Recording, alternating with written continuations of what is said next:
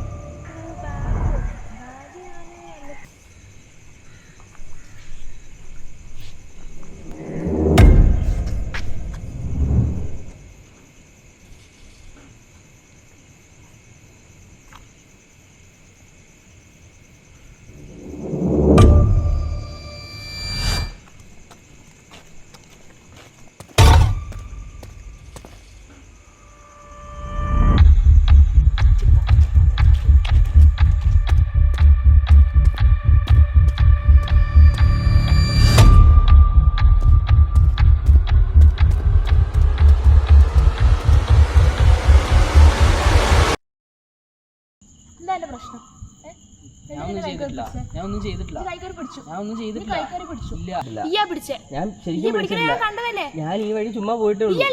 ഞാൻ പിടിച്ചിട്ടില്ല.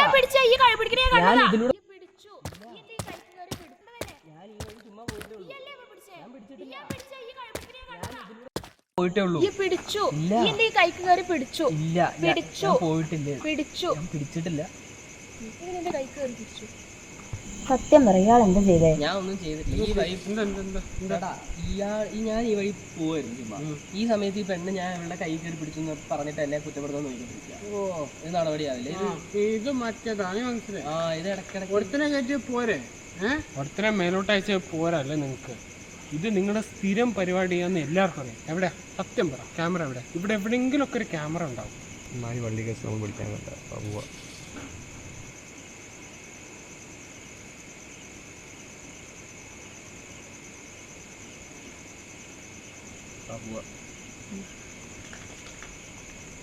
ചേട്ടാ ഇത് ഇവരുടെ സ്ഥിരം പരിപാടിയാണ്. ചേട്ടാ വന്നോട് ഞാൻ രക്ഷപ്പെട്ടു.